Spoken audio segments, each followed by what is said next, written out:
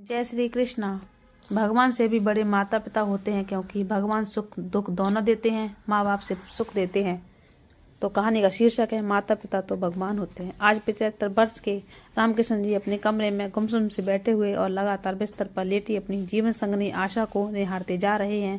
आशा जी अपने दमे की बीमारी के कारण बेहाल पड़ी थी। बेबस तो स्वयं को रामकिशन जी भी बहुत ज्यादा महसूस कर रहे थे, किसी बीमारी के कारण नहीं बल्कि अपनों से ही सताए हुए। अपनी डायबिटीज की बीमारी से तो उनकी जंग जारी थी, परंतु अपनों का सामना कैसे करें यह उन्हें समझ नहीं आ रहा था। सोचने लगे कि इस उम्र में जब उन्हें अपने बच्चों की देखभाल की जरूरत है, वहां उन्हें अपनी बीमारी पत्नी की भी देखभाल स्वयं ही करनी पड़ रही है। ऐसा नहीं है कि उम्र के इस पड़ाव पर उनका कोई अपना नहीं है। उनका एक ही बेटा विकास है, जो शादी के 15 साल के बाद उनकी गोद में आया था, और जब तक विकास बड़ा हुआ तब तक वह दोनों काफी बूढ़े हो चुके थे। आशा जी और रामकिशन जी अपने बेटे को सदा पलकों पर बिठा कर रखते थे। उसके मुंह खोलने की देर होती कि वह उसकी फरमाइश पूरी कर देते थे। विकास पढ़ाई में शुरू से ही होशियार था। आशा जी ने अपने बेटे की पढ़ाई में दिन रात एक कर दिया। विकास के सपने बहुत बड़े बड़े थे। रामकिशन जी ने अपने बेटे के बड़े होने पर भी उसकी शिक्षा में कोई कमी नहीं छोड़ी। वह अपनी उच्च शिक्षा के लिए विदेश जाना चाहता था। उसकी इस फरमाइश को पूरा करने के लिए उन्होंने अपने गांव की जमीन, यहाँ तक कि अपना मकान तक भी बेच दिया और किराए के घर में आ गए। कुल मिलाकर अपने बेटे की परवरिश में ही उन्होंने सब कुछ गंवा दिया। रामकिशन जी सोच रहे थे कि उनका मित्र आगाह करता था, रामकिशन कुछ अपने लिए भी बचा कर रख, सब कुछ लुटा रहा है तो बुढ़ापे में क्या रहेगा तेरे पास। लेकिन उन्होंने कभी अपने मित्र की चेतावनी को तवज्जो नहीं दी। वे हमेशा कहते, मेरा बेटा ही मेरी असली पूंजी है, मेरा अभिमान है, जो मुझे कभी झुकने नहीं देगा। यह कहते हुए उनका सीना गर्व से चौड़ा हो जाता है। इस बात पर मित्र ने सुझाव देते हुए कहा था कि अगर बेटे को विदेश में पढ़ाना ही है तो उसकी पढ़ाई के लिए बैंक से कर्ज ले लो। तूने तो घर भी बेच दिया है, और अब जब आगे बुढ़ापे का समय नजदीक आ रहा है, तू तो पूरी तरह से अपने बेटे विकास पर ही निर्भर हो जाएगा। लेकिन रामकिशन जी ने कहा, हम अपने बेटे की पढ़ाई के लिए बैंक से कोई कर्ज नहीं लेंगे। बच्चों को पढ़ाना तो हर माता पिता का फर्ज होता है।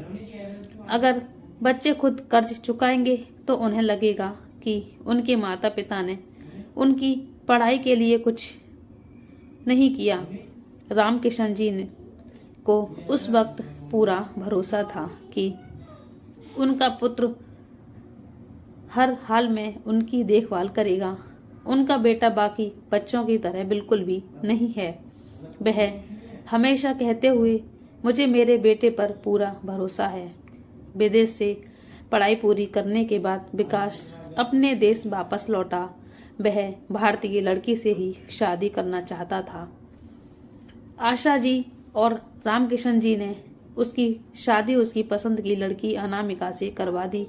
विकास ने अपना परिवार बसा लिया। आज वह एक मल्टीनेशनल कंपनी में उच्च पद पर आसीन है।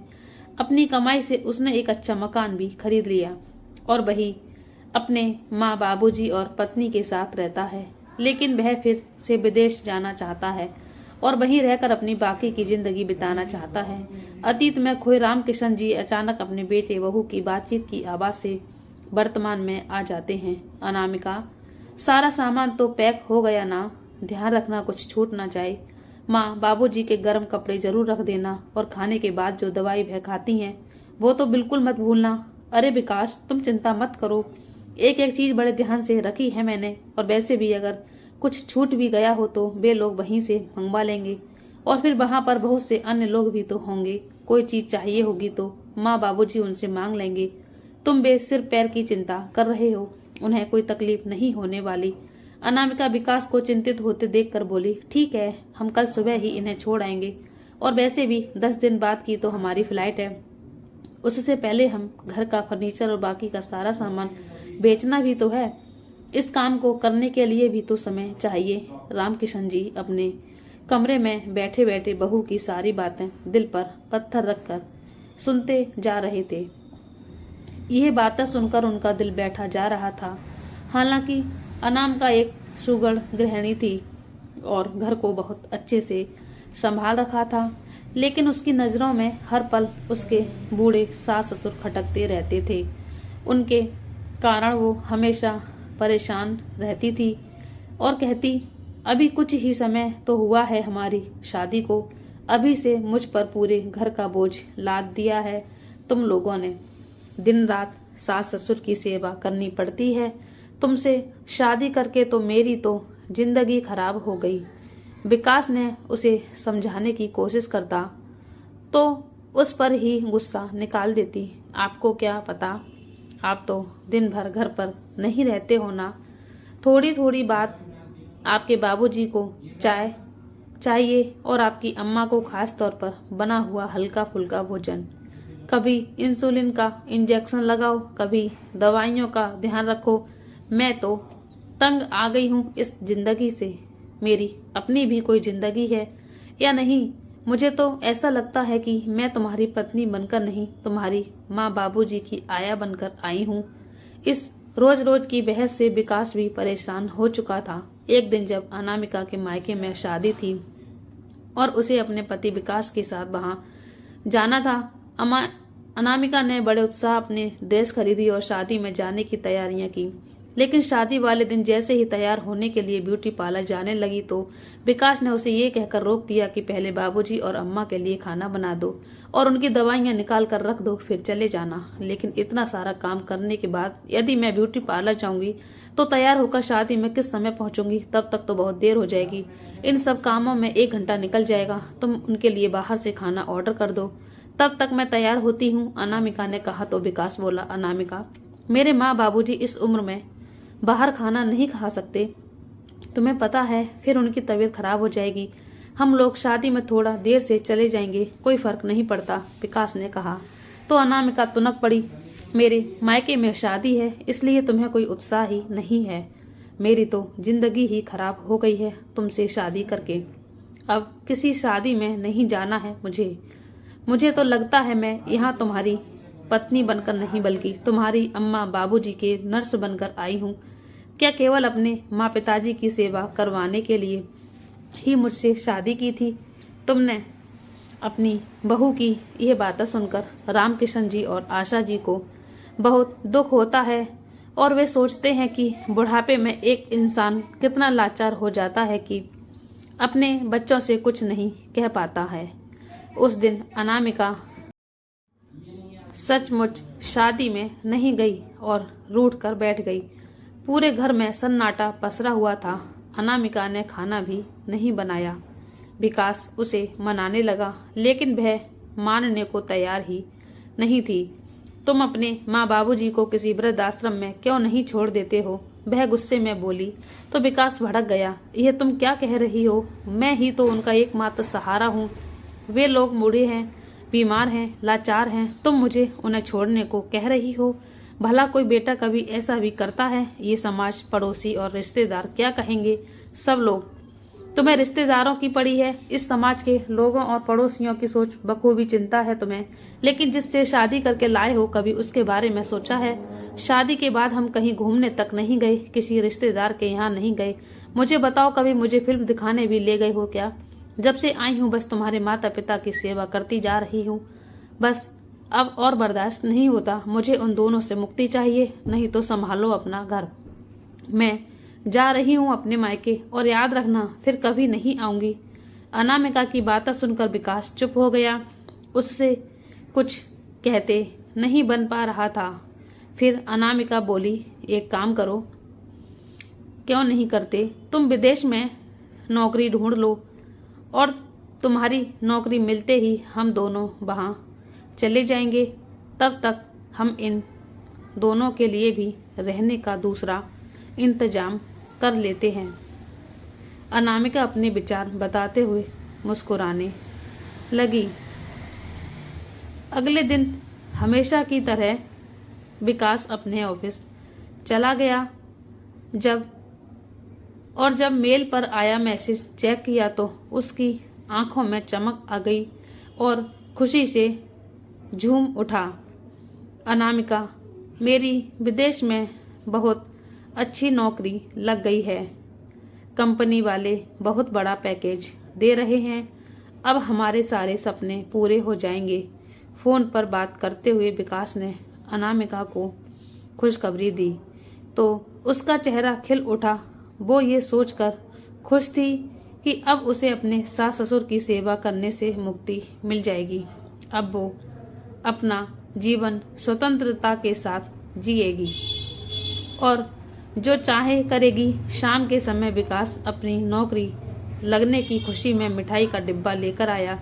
जैसे ही अपने माँ बाबूजी के कमरे में गया तो देखा कि पिताजी कमरे में नहीं थे, शायद बाथरूम में गए थे और उसकी माँ जोर जोर से खांस रही थी और धीरे से उठकर अपने पास रखे बोतल में से गिलास में पानी डालने लगी। थोड़ा पानी उनके गले में गया और बाकी का पानी उनके कपड़ों को भिगो गया। विकास जानता था कि उसकी माँ की उम्र अधिक होने के कारण उसके हाथ पानी पीते वक्त कांप जाते थे। ये देखकर विकास बोला, माँ, इतनी खांसी आ रही थी तो अनामिका से गर्म पानी मांग लिया होता। आशा जी मन ही मन सोचने लगी कि पहले ही उसका पारा हम लोगों पर चढ़ा रहता है, अब अगर गर्म पानी भी मांग लेती तो वह तो गुस्से में आग बबूला ही हो जाती। लेकिन बेटा, बहू में झगड़ा ना हो, ये सोचकर आशा जी चुप रह गई। फिर पंखे की तरफ देखते हुए बोली, बेटा, कल रात को हम बिल्कुल नहीं सो पाए। ये पंखा बहुत आवाज कर रहा है ना, जाने क्या हुआ है।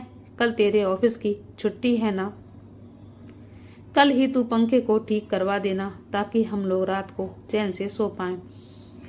और बेटा, मेरी और तेरे बाबूजी की दवाइयां भी खत्म हो गई हैं, वह भी ला देना। अपनी माँ की हालत को देखकर विकास परेशान सा हो गया। उसे समझ नहीं आ रहा था कि जो विदेश में नौकरी की खुशखबरी लेकर वो आया था वो अपनी माँ को कैसे बताए। उसके मुंह से शब्द नहीं निकल पा रहे थे। इतने में अनामिका कमरे में आई और बोली, माँ जी, जो दवाइयाँ मंगवानी है 1 महीने की इकट्ठे मंगवा लीजिए और अब ये पंखा ठीक करवाने की कोई जरूरत नहीं पड़ेगी। बहू की बात सुनकर आशा जी हैरान रह गईं और प्रश्न भरी नजरों से उसकी ओर देखने लगी। तो बहू बोली, अरे माँ जी, इन्होंने आपको बताया नहीं क्या, इनकी विदेश में बहुत अच्छी नौकरी लग गई है। बहू की आवाज सुनकर आशा जी स्तब्ध रह गईं। उधर रामकिशन जी भी कमरे के दरवाजे पर खड़े हुए जवत रह गई। उनकी आंखों में खुशी के आंसू भी आ गए और गम के भी। अपने बेटे की प्रगति को देखकर वे दोनों खुश थे, लेकिन उनसे दूर होने का गम भी उन्हें सालने लगा। फिर अपने बेटे को ढेरों आशीर्वाद देने लगे। लेकिन फिर दूसरे ही पल रामकिशन जी बोले, लेकिन बेटा, विदेश तो तुम दोनों जा रहे हो ना, हम तो इसी घर में रहने वाले हैं। तो बहू ने ऐसा क्यों कहा कि अब पंखा ठीक करवाने की कोई जरूरत नहीं है। उनकी बात सुनकर आशा जी बोली, अरे आप भी कमाल करते हैं। जब बेटा बहू दोनों विदेश जा रहे हैं तो हम बूढ़े लोगों को क्या यहीं छोड़कर जाएंगे। हमारा बेटा हमारा इकलौता सहारा है, हमें भी तो साथ ही लेकर जाएंगे ना। ये बात भी आपको खोलकर समझानी पड़ेगी क्या। इतना सुनते ही विकास के चेहरे के भाव कहीं गायब हो गए। उसके माथे से पसीना छूटने लगा और सामने खड़ी अनामिका उसे आंखों ही आंखों में इशारे करने लगी कि उन्हें वृद्धाश्रम भेजने के बारे में बताएं। लेकिन विकास को अपनी बात कहने के लिए शब्द नहीं मिल पा रहे थे। उधर रामकिशन जी अपने बेटे बहू की चुप्पी देखकर तुरंत समझ गए कि उन दोनों के दिमाग में क्या चल रहा है। बाबूजी, मैं ये कह रहा था कि अगर आप दोनों अभी विकास झिड़कते हुए अपनी बात कह ही रहा था कि उसकी बात काटते हुए अनामिका बोली, अरे तो इसमें घबराने वाली क्या बात है, साफ साफ बता दीजिए ना। इन दोनों को अब वृद्ध आश्रम में रहना होगा। ये बात सुनकर आशा जी और रामकिशन जी को एक झटका सा लगा। आशा जी को ऐसा महसूस हुआ कि वह केवल एक बेजान शरीर है, उनके अंदर से आत्मा किसी ने निकाल ली हो। उनका मन तो कर रहा था कि वह चीख चीख कर रोएं, लेकिन वो ऐसा करके अपने बेटा बहू के रंग में भंग नहीं डालना चाहती थी। अपनी पत्नी की व्यथा को समझते हुए रामकिशन जी ने उन्हें उनके कंधे पर हाथ रखकर उन्हें धीरज बंधाया। फिर अपने आंसू छिपाते हुए रूंधे स्वर से अपने बेटे को बोले, अगर विदेश केवल तुम दोनों ही जा रहे हो तो हमें वृद्धाश्रम भेजने की क्या जरूरत है। हम इसी घर में जैसे तैसे रह लेंगे। मैं अभी इतना सक्षम हूँ कि तुम्हारी माँ का ध्यान रख सकूं। लेकिन बाबूजी, वहां जाने के लिए हमें ये मकान बेचना होगा। विदेश में छोटे से मकान का किराया भी बहुत ज्यादा होता है, इसलिए इस मकान को बेचकर जो पैसा मिलेगा उस पैसे से हम विदेश में जाकर अपना मकान खरीद लेंगे। लेकिन आप लोग चिंता मत कीजिए, आप लोगों की जिम्मेदारी हमारी है।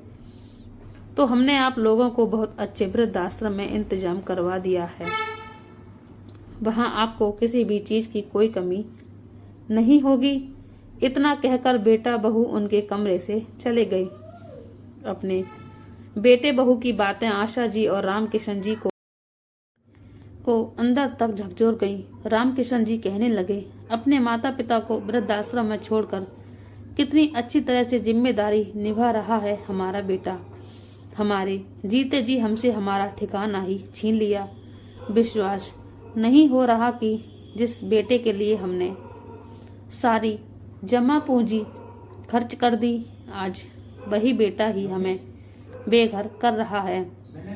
इस पर आशा जी रोते हुए बोली, ऐसे बेटे से तो हमारी गोद सूनी ही रहती तो ज्यादा अच्छा था। एक बार, कम से कम एक बार तो कह दिया होता कि माँ बाबूजी आप भी चलो हमारे साथ, बुढ़ापे में आप हमारे साथ ही रहेंगे। लेकिन उसे तो अपना भविष्य बनाना है, फिर चाहे उसके लिए उसे अपने माँ बाप की कुर्बानी ही क्यों ना देनी पड़े। अपने बेटे बहू की बातें सुनकर रामकिशन जी और आशा जी को एहसास हो चुका था कि इस उम्र में भी उनकी बूढ़ी आंखों को बहुत कुछ देखना अभी बाकी है। विकास और अनामिका को विदेश जाने में केवल 10 दिन बाकी थे और अनामिका ने जाने के लिए पैकिंग शुरू कर दी थी। घर का सामान निकालते हुए अनामिका बोली, माँ जी, ये आपने घर में कितना कबाड़ इकट्ठा करके रखा हुआ है। इतना सामान बेचने में तो बहुत समय लगेगा। ये सुनकर आशा जी बोली, बहू, ये कबाड़ नहीं है, ये मेरी इतने सालों की गृहस्थी का सामान है। एक एक चीज को मैंने बड़े चाव से खरीदा था और संजो कर रखा था, जिनके साथ मेरी यादें जुड़ चुकी हैं। लेकिन आज ये सामान तुम्हारे लिए कबाड़ हो गया है। माँ जी, आप कुछ भी कहिए, लेकिन ये सामान तो मुझे बेचना ही होगा। ऐसा कहकर अनामिका पुरानी रखी सभी चीजों को एक कोने में पटकने लगी। उधर विकास ने भी मकान बेचने पर लगा दिया और 2 ही दिनों में उसे एक अच्छा खरीदार मिल गया। तो उसने अपने माँ बाबूजी को वृद्ध आश्रम में भेजने की पूरी तैयारी कर ली और अनामिका ने उनका सारा सामान पैक कर दिया। वृद्धाश्रम जाते समय आशा जी दिल में दर्द और पीड़ा लिए घर को निहारती जा रही थी। उनके आंसू कपोलों तक आ रहे थे। उधर रामकिशन जी सोचने लगे, ऐसी उम्मीद तो हमने अपने बेटे से कभी नहीं की थी, जिसने अपने माँ बाप के बारे में एक पल के लिए भी नहीं सोचा और बेसहारा होने की कगार पर खड़ा कर दिया। क्या बुढ़ापा आने पर इंसान बेकार हो जाता है? जब वह काम करने के काबिल ना रहे तो उसे कहीं भी कैसे भी पटक दो, चाहे वह घर का एक खाली कोना हो या वृद्धाश्रम, सड़क हो या मंदिर। क्यों, क्या वो इंसान नहीं? गाड़ी में बैठे हुए वृद्धाश्रम की ओर जाते हुए आशा जी अपने पति के झुर्रियों से भरे चेहरे की ओर देख रही थी। उनके मन में चलती उथल पुथल और उनके सिसकते हृदय की आवाज केवल आशा जी ही सुन पा रही थी। इतने में उनकी विचार श्रृंखला को भंग करते हुए विकास ने आवाज दी, माँ, बाबूजी, हम वृद्धा आश्रम पहुंच चुके हैं। अपनी बेबसी को दिल के किसी कोने में छुपाकर वृद्ध दंपति बिना अपने बेटे बहू की ओर देखे वृद्धा आश्रम में चले गए। घर लौटकर विकास मकान बेचने के लिए अलमारी से कागजात निकालने लगा। तभी माँ बाबूजी के कमरे से अनामिका की आवाज आई, अरे सुनिए तो माँ, बाबूजी का ये संदूक तो यही रह गया। हद है, बरसों पुराने सामान पर भी ताला चढ़कर रखती थी तुम्हारी माँ। ताला तोड़ कर देखो तो क्या है इसमें। विकास ने संदूक का ताला तोड़ा और जैसे ही संदूक खोला तो उसकी हैरानी का ठिकाना ना रहा। बचपन की सारी घटनाएं उसकी आंखों के सामने घूमने लगी। संदूक के अंदर रखे एक बक्से में उसके छोटे छोटे खिलौने पड़े थे, जिन्हें खरीदने के लिए ना जाने कितनी बार उसके पिताजी ने ओवर टाइम किया था।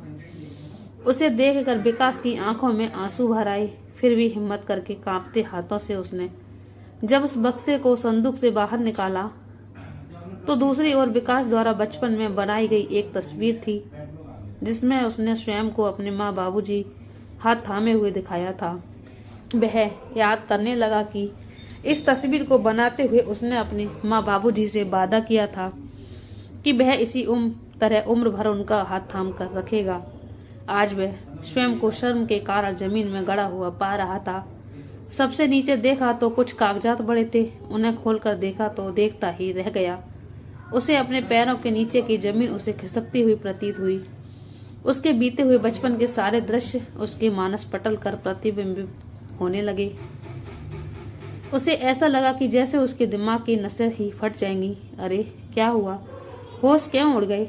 सुनते क्यों नहीं? मैं आपसे बात कर रही हूँ। अनामिका अपने पति के चेहरे के विचित्र भावों को देखकर हैरान थी। आखिर ऐसा क्या हो गया था कि विकास को कुछ सुनाई देना ही बंद हो गया। अनामिका ने विकास के हाथ से वो कागज लिए। उत्सुकता बस वह उन कागजों को पढ़ने लगी, लेकिन उसके हाथ पैर भी सुन्न हो गए। उन पर लिखा था कि आज से 28 साल पहले रामकिशन जी और आशा जी ने विकास को एक अनाथ आश्रम से गोद लिया था। उसकी हैरानी का ठिकाना ना रहा। तभी विकास चिल्लाया, मुझसे बहुत बड़ा गुनाह हो गया। लानत है मुझ पर। मेरे जिन माँ बाप ने मेरी सारी खुशियों और इच्छाओं को पूरा करने के लिए अपने जीवन की खुशियों को एक तरफ रख दिया, जीवन के इस पड़ाव पर मैं उन्हें वृद्ध आश्रम में छोड़ आया। मैं तो खुद से नजरें मिलाने के काबिल भी नहीं रहा। ऐसा कहते हुए विकास ने अपने ब्रीफ केस में से फ्लाइट की टिकट निकाली और उनके टुकड़े टुकड़े करके फेंक दिए। फिर उसने प्रॉपर्टी डीलर को फोन लगाकर मकान बेचने की डील को कैंसिल करने के लिए कहा और बोला, जितना हर्जाना होगा मैं भरने के लिए तैयार हूँ, लेकिन अब हमारा मकान नहीं बिकेगा। अनामिका खड़ी हुई बड़ी हैरानी से विकास की बातें सुनती जा रही थी। तभी विकास उसके पास आया और बोला, अगर तुम्हें मेरे माँ बाबूजी का साथ पसंद नहीं है तो जहाँ तुम्हारा दिल करे तुम जा सकती हो, क्योंकि मैं अपने माँ बाबूजी को वापस लाने के लिए जा रहा हूँ। ऐसा कहते हुए विकास अपनी गाड़ी स्टार्ट करके निकल गया। अनामिका आंखों में आंसू लिए उसे देखती रह गई। तो दोस्तों, ये कहानी आपको पसंद आई हो तो लाइक करें और हमारे चैनल को सब्सक्राइब जरूर कर लें। जय श्री कृष्णा।